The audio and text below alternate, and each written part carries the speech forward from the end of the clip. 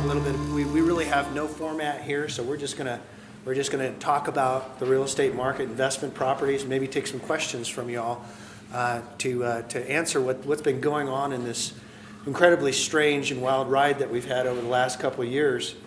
Back in 2005, 2006, no one would have thought that we would be sitting here today with the financial crisis that brought us to the brink back in about October of last year. Fortunately, I think we've seen the worst of it.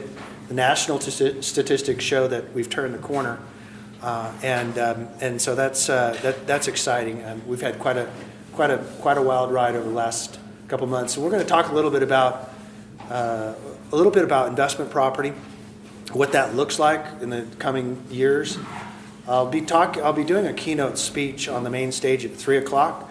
We'll be talking about reclaiming our inheritance, and that's talking about real estate and really basically reclaiming what's been stolen or actually been misused.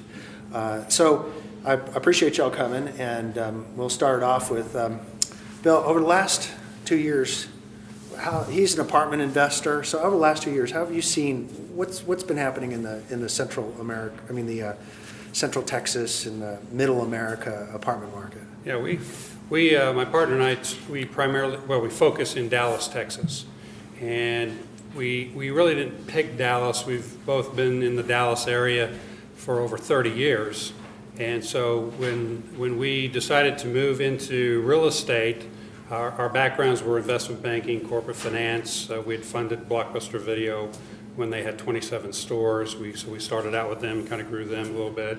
Then we went into the restaurant business for about 9 years. And then when we divested of those assets, we decided to take about a year or two off, and then looked at real estate and started investing in Dallas in real estate, in multifamily housing, so apartment complexes. I had been an investor or actually a broker through Merrill Lynch and Integrated Resources, and part of my prior history, and had worked over probably close to about $2 billion worth of real estate products, commercial real estate and apartments. So when we decided to go into the apartments, we happened to pick the right area at the right time. And so in Dallas particularly, it's been a very strong market for real estate in the multifamily housing arena.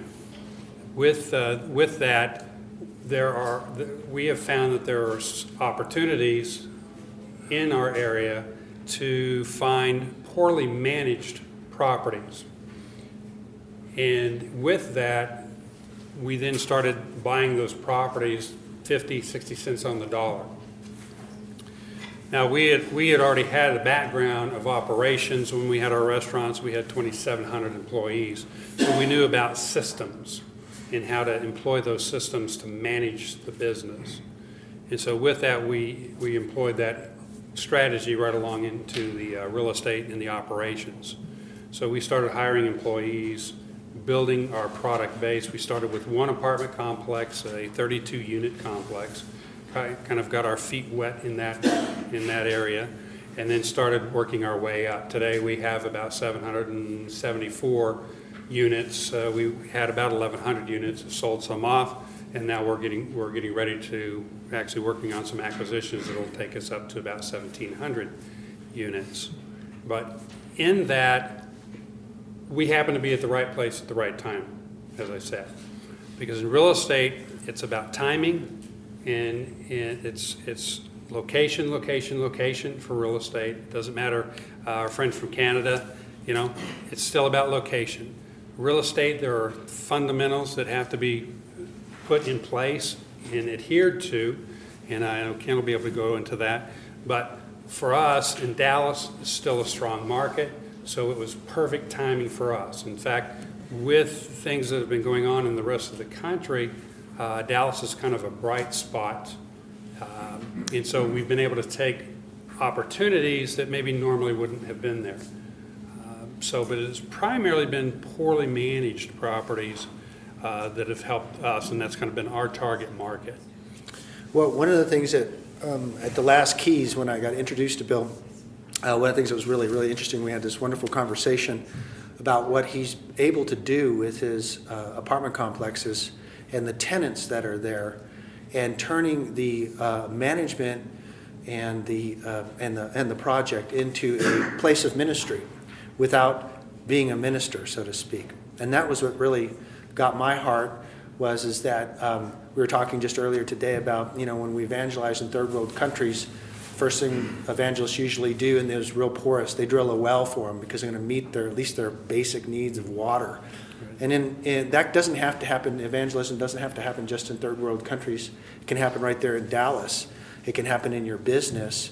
And I'm certainly not the best ambassador into the business world, but I'm learning.